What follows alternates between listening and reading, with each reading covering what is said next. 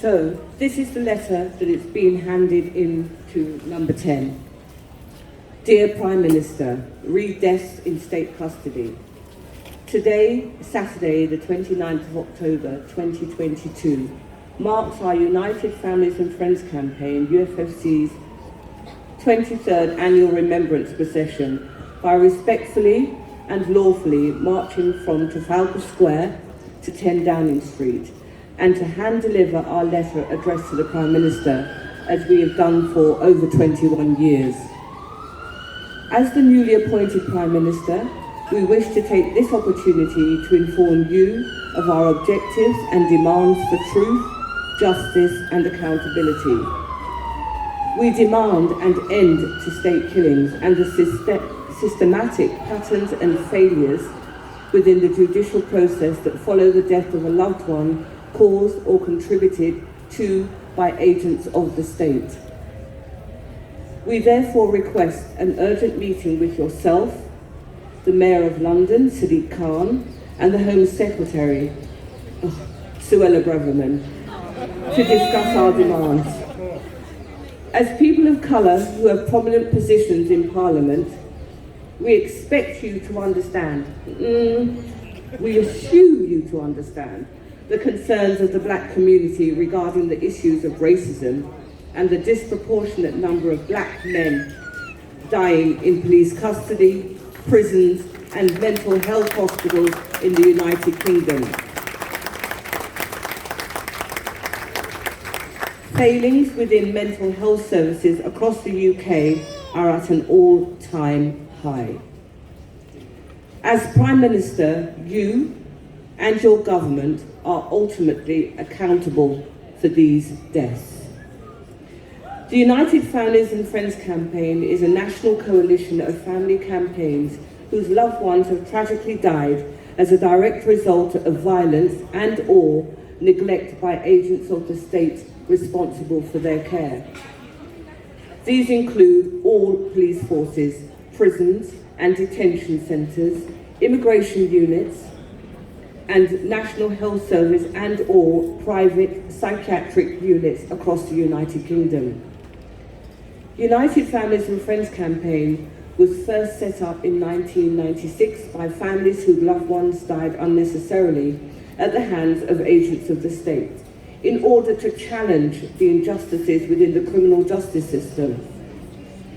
It began as a network of black families because a disproportionate number of black people were dying in police custody.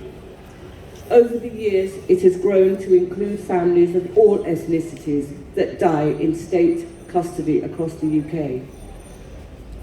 Families' demands and concerns over decades are unjustifiably and repetitively ignored by government and responsible institutions. Unnecessary, brutal deaths and multiple systemic patterns of failure continue with no accountability. This sends a very clear message of the unwillingness of the state to address these issues. Families tirelessly campaign for the truth of what happened to their loved ones when they ought to be grieving. They have no choice but to publicly challenge the judicial system, sadly at a very high cost to their mental health and well-being, because they do not want any other family to experience the same trauma and years of delays. Equal treatment, the right to life and justice have been continuously ignored and dismissed, which only serves to cause a lack of confidence, distrust and heartache within our communities and the public you serve. This is outrageous and unlawful. Baroness Louise Casey's recent damning report into police misconduct found examples of sexual misconduct, misogyny, corruption, racism, homophobia by police officers, followed by investigations mishandled within the Metropolitan Police. The recently appointed Commissioner, Sir Mark Rowley, in his response to the interim report, has pledged to set a new direction to root out racism within its force.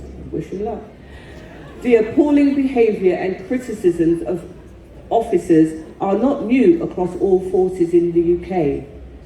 The restoration of integrity, morals and principles should be of paramount concern to you and your government. The recent horrific deaths of Christopher Kaba and Oladeji Oshimor have yet again highlighted the issues of deaths in police custody and the outrage and anger across all communities, as with all controversial deaths in custody. The independence of the IOPC is again called into question, and the issues of treating officers as witnesses, the suspension and interviewing of officers, the use of tasers and force used on vulnerable people, stop and search, strip searches, including minors, are a matter of the greatest concern to the public. As a first step, the Kaba and Omishore families demand that the officers be charged immediately. We eagerly await your response. Yours faithfully, United Families and Friends Campaign. No justice! No peace! No justice! No peace!